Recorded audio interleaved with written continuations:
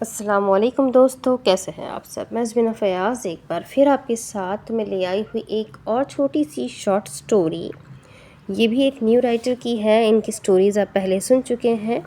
I hope آپ کو ان کی سٹوریز پہلے بھی پسند آئی تھی اور انشاءاللہ اب یہ بھی بہت اچھی لگے گی۔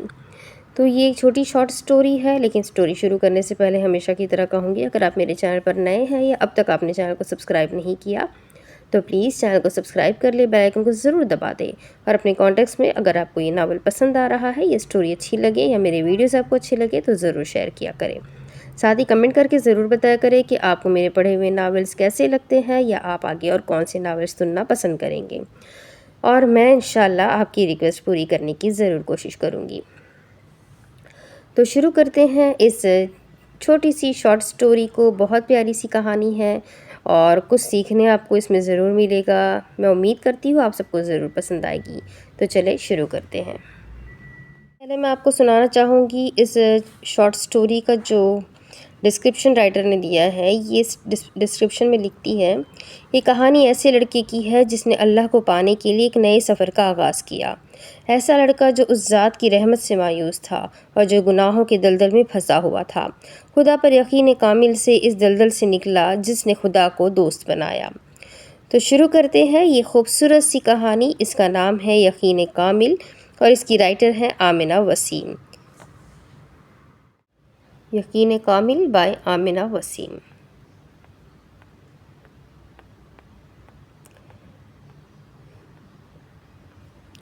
رات کا اندھیرا ہر سو پھیلا ہوا تھا۔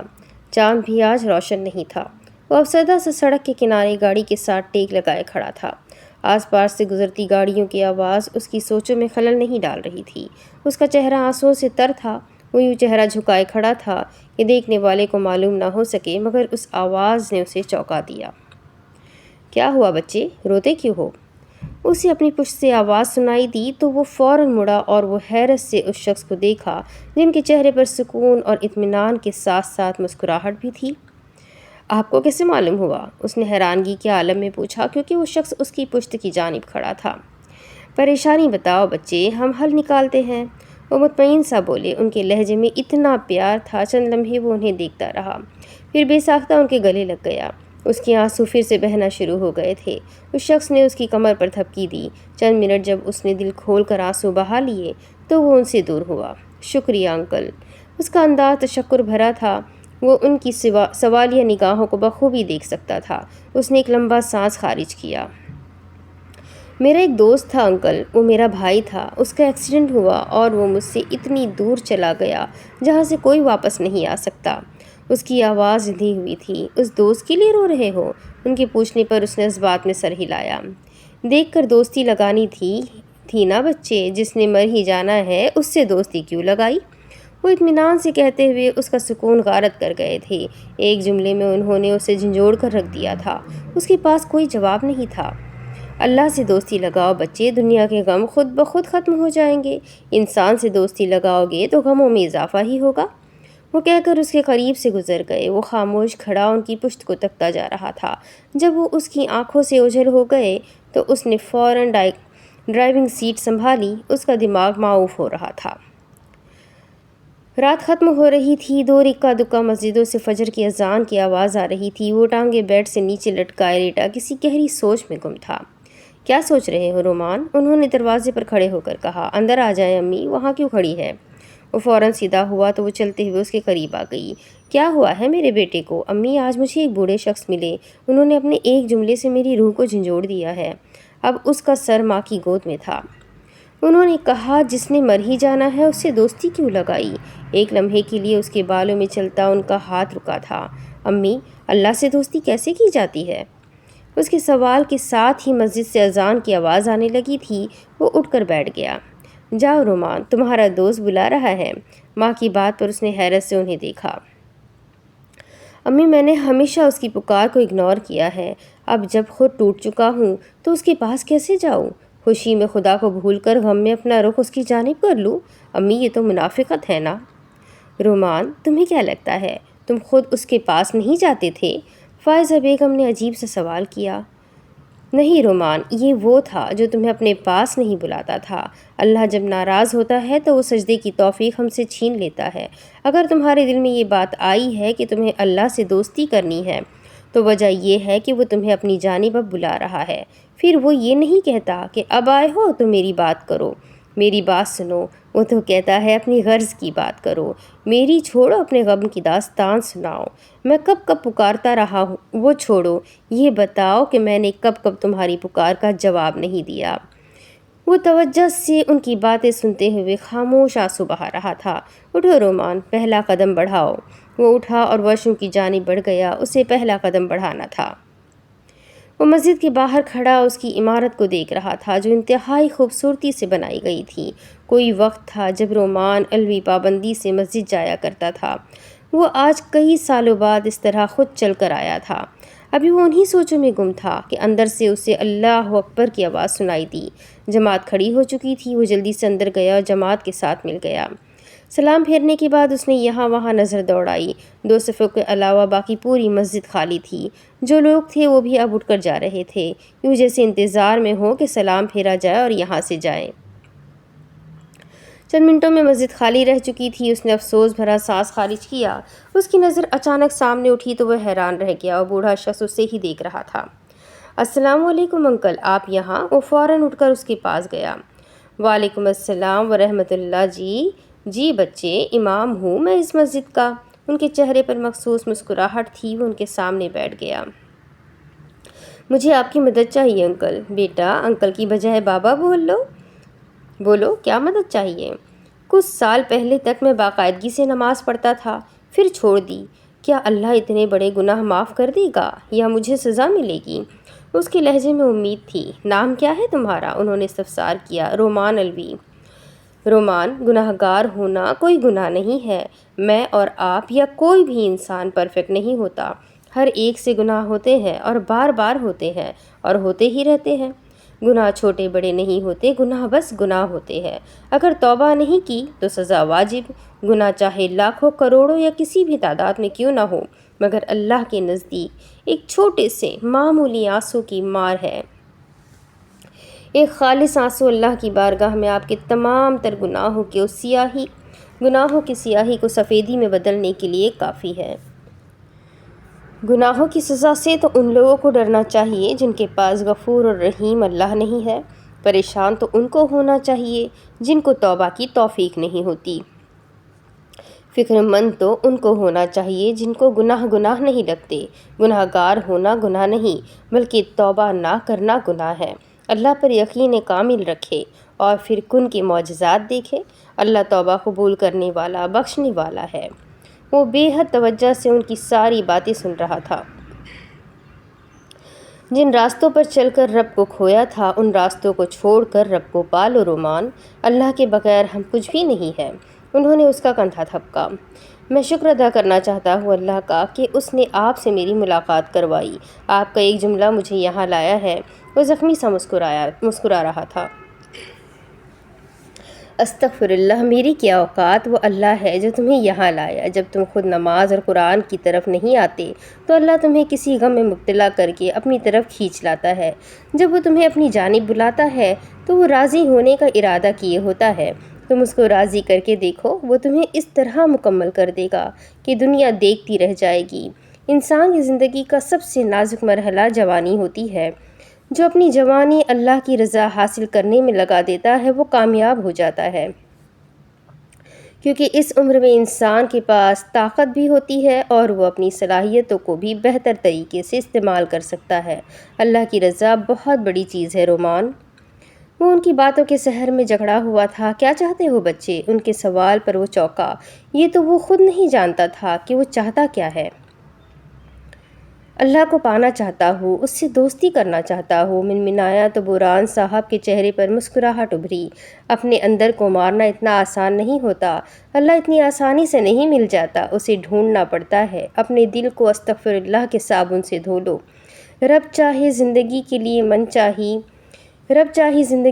منچاہی زندگی چھوڑ دو۔ جو آج منچاہی زندگی چھوڑ کر رب چاہی زندگی پر آ گیا، اللہ کل اسے منچاہی زندگی عطا فرمائیں گے۔ ہمیشہ ہر چیز ہر بات اللہ کو بتاؤ۔ اللہ کو پانے کا سفر آسان نہیں ہے، ہر چیز کا ایک پروسیس ہوتا ہے۔ خوشی بھی اپنے وقت پر ملتی ہے اور غم کا بھی اپنا وقت ہوتا ہے۔ اس راستے میں بہت سی مشکلات آئیں گی، تم ثابت قدم رہنا، صبر کرنا۔ وہ مقام جہاں نبیوں کی رسائی تھی، تمہیں کیا لگتا ہے وہ وہاں تک کیسے پہنچے ہوں گے؟ صبر سے لوگ دکھ دے تو حضرت یوسف علیہ السلام کو یاد کر لینا، جنہیں ان کے اپنوں نے دکھ دیا۔ کسی مصیبت میں پڑ جاؤ تو حضرت یونس علیہ السلام کو یاد کرنا کہ کیسے وہ مچھلی کے پیٹ میں زندہ رہے۔ کبھی اکیلے پڑ جاؤ تو ہمت ہارنے لگو تو یاد کرنا کہ اللہ نے ساتھ دینے کا وعدہ کیا ہے اور وہ وعدہ نبھائے گا۔ جب تم یقین کامل رکھتے ہو پھر وہ دینے کے اسباب پیدا کرتا ہے۔ اللہ کو پانے کا سفر اگر آسان ہوتا تو یعقوب علیہ السلام کی آنکھوں کی روشنی نہ جاتی، ایمان کمزور پڑ جاتا ہے، کوئی بات نہیں، قدم لڑکھڑا جاتے ہیں، کوئی بات نہیں، دل گھبرا جاتے ہیں، کوئی بات نہیں، رونا بھی آتا ہے مگر کوئی بات نہیں، لیکن اس سب کے بعد بھی تمہارا بھروسہ نہیں ٹوٹنا چاہیے۔ چلتے چلتے تھک بھی جاؤ تو قدم رکنے نہیں چاہیے، رونا آ بھی جائے تو شکوہ نہیں کرنا۔ یہیں پر اللہ کو اس کے پیارے بندے ملتے ہیں جو سفر کرتے ہیں، جو گر کر بھی نہیں بھٹکتے، اور یہی یقین تمہیں اللہ کا بنا دے گا، کیونکہ اللہ کو بس تمہارا یقین دیکھنا ہے۔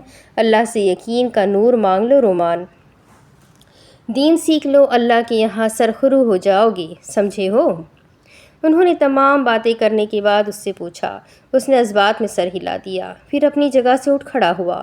اس کی آنکھوں میں اب ویرانی کی بجائے چمک تھی، وہ ارادہ باندھ چکا تھا، اب عمل کرنے کا وقت تھا۔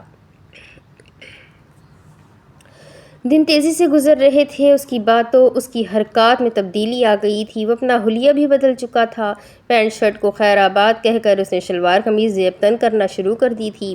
وہ بارہا لوگوں کی تنقید کا شکار ہو چکا تھا۔ وہ آفس میں بیٹھا کام کر رہا تھا جب ایک آدمی نے اس کے سامنے کچھ فائلز لا کر رکھی۔ اس نے ناسمجھی سے اس آدمی کی جانب دیکھا۔ یہ کچھ فائلز ہیں، انہیں پروف ریڈ کر کے سر قمر کے کیبن میں رکھاؤ۔ اوکے، میں بس ابھی نماز کی بات کرتا ہوں، اس نے اثبات میں سر ہلاتے ہوئے کہا۔ بعد میں پڑھ لینا نماز، یہ ارجنٹ ہے، وہ آدمی اب کی بار رعب سے بولا۔ نماز زیادہ ارجنٹ ہے سر، اگر وہ چھوڑ کر میں یہ کام کر بھی لوں گا تو اس میں کوئی نہ کوئی خرابی آ جائے گی، 10 منٹ کی بات ہے ساری۔ وہ سمجھا رہا تھا، مسئلہ کیا ہے تمہارے ساتھ، سمجھ نہیں آتی ایک بار کی بات، کہا ہے نا ابھی چاہیے یہ کام، اتنے نمازی کب سے بن گئے، پہلے بھی تو نہیں پڑھتے تھے، آج بھی دیر سے پڑھ لو گے تو قیامت نہیں آئے گی۔ وہ چیخ کر بولا۔ تمام آفس کے لوگ وہاں اکٹھے ہو چکے تھے۔ سوری سر، میں نماز کے لیے جا رہا ہوں، وہ ضبط سے کہتا باہر جانے لگا تو اس آدمی نے اسے روک لیا۔ رومان الوی، اس نوکری کو اس وقت چھوڑنا افورڈ کر سکتے ہو؟ اس کی آواز میں طنز تھا۔ رومان مسکرایا۔ میں تمہیں ابھی کے ابھی فائر کرتا ہوں۔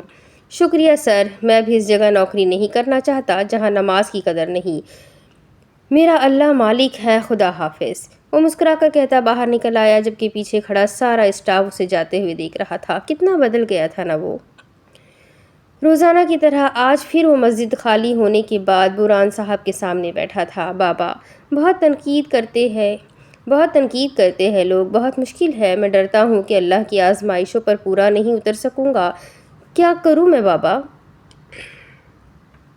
صبر کرو رومان، مصائب اور مشکلات کو تراشنے کے بعد جو ہیرا نکلتا ہے وہی سب سے نایاب ہوتا ہے۔ چھوڑ دو دنیا کیا کہتی ہے، لوگ کیا کہتے ہیں، بس اپنا چہرہ اللہ کے سامنے جھکا دو۔ وہ اس سے بالکل اپنے بیٹے کی طرح نصیحت کیا کرتے تھے۔ قرآن پاک میں آیت ہے، وَمِنْ أَحْسَنَ دِينًا مِمَّنْ أَسْلَمَ وَجْهَ اللَّهِ وَهُوَ مُحْسِنٌ وَاتَّبَعَ مِلَّةَ إِبْرَاهِيمَ حَنِيفًا وَاتَّخَذَ اللَّهَ إِبْرَاهِيمَ خَلِيلًا 4125۔ ترجمہ، اور بھلا اس سے اچھا طریقہ کس کا ہوگا جس نے جھکا دیا اپنا چہرہ اللہ کے لیے اور وہ محسن ہوا۔ اس نے تو در حقیقت اتباع کی ملت ابراہیم کی، جو سب سے کٹ کر اللہ کے ہو گئے، تو اللہ نے ان کو اپنا خلیل بنا لیا۔ کیا مطلب ہے اس آیت کا؟ میں سمجھا نہیں۔ محسن ہوا سے کیا مطلب؟ وہ جاننا چاہتا تھا۔ محسن مطلب تصوف اللہ کا رسول اللہ صلی اللہ علیہ وسلم کی محبت حقیقت میں حاصل کرنے کا نام ہے۔ تصوف کا اول اور آخر محبت ہے۔ تصوف کوئی لیکچر نہیں، کوئی بیان نہیں، کوئی تقدیر نہیں، یہ معرفت کا ایک رویہ ہے جس کا اول و آخر محبت ہے، اور تصوف اللہ اور انسانوں سے محبت ہے۔ ہم تصوف کو ابراہیم علیہ السلام سے جوڑتے ہیں، جس کا حکم ہمیں قرآن میں دیا گیا ہے کہ پیروی کرو ابراہیم کی، جو سب سے کٹ کر یکسو ہو کر اللہ کے ہو گئے۔ قرآن میں تصوف کے لیے رشد اور بعد ازاں حنیف اور احسان کا نام دیا ہے۔ جس بھی کو لوگ صوفی کہتے ہیں، قرآن اس کو محسن کہتا ہے۔ دوسرے الفاظ میں محسن یعنی وہ آدمی جو اللہ کی عبادت اس طرح کرے گویا وہ اللہ کو دیکھ رہا ہے، تو وہ شخص بھی ابراہیم علیہ السلام کی نسبت سے اللہ کا دوست ہو جائے گا۔ برہان صاحب خاموش ہوئے تو رومان نے چہرہ اٹھایا، وہ آنسوؤں سے تر تھا۔ مل گئی منزل؟ انہوں نے مسکرا کر پوچھا۔ ہاں الحمدللہ، وہ نم آنکھوں سے مسکرایا۔ چل سکو گے اکیلے؟ اللہ ساتھ ہے۔ حوصلہ ہے مشکلوں سے نمٹنے کا؟ اللہ کی رسی بہت مضبوط ہے۔ گر گئے تو اٹھ سکو گے؟ اللہ تھام لیں گے، بچا لیں گے، اٹھا لیں گے۔ یقین کرتے ہو اللہ پر؟ اس سے بڑھ کر ہے ہی کیا، اس سے آگے ہے ہی کیا؟ وہ یقین دینے والا ہے تو یقین دے کر حفاظت بھی کرنے والا ہے۔ بے چین ہو؟ نہیں۔ پھر جسے اللہ پر یقین مل جائے اس سے بڑھ کر پرسکون کوئی نہیں ہو سکتا۔ وہ دونوں ایک دوسرے کی آنکھوں میں آنکھیں ڈالے بات کر رہے تھے۔ اچانک ہی برہان صاحب نے باہیں پھیلائی۔ رومان فوراً ان سے گلے لگ گیا۔ بہت بہت شکریہ بابا، رومان علوی کا مسیحا بننے کے لیے، وہ ان کے گلے لگے نم آواز میں کہہ رہا تھا۔ رومان میرے بچے، اپنے یقین کو کبھی ٹوٹنے نہ دینا، وہ اللہ سب سنبھال لے گا، تم بس یقین رکھنا۔ ان کی آواز بھی نم تھی۔ رومان نے اس بات میں سر ہلایا، اس کی زندگی کا نیا سفر شروع ہو چکا تھا، اسے ثابت قدم رہنا تھا تاکہ اللہ کی دوستی حاصل کر سکے۔ ختم شد۔ تو یہ چھوٹی سی پیاری سی کہانی بہت ہی خوبصورت تھی، بہت ہی اچھی طریقے سے اس میں اللہ پر یقین کرنا سکھایا گیا ہے۔ آئی ہوپ آپ سب کو بھی یہ کہانی پسند آئی ہوگی۔ آمنہ وسیم کا بہت بہت شکریہ جس نے مجھے یہ کہانی پڑھنے کے لیے دی اور آپ لوگوں تک پہنچانے کے لیے دی۔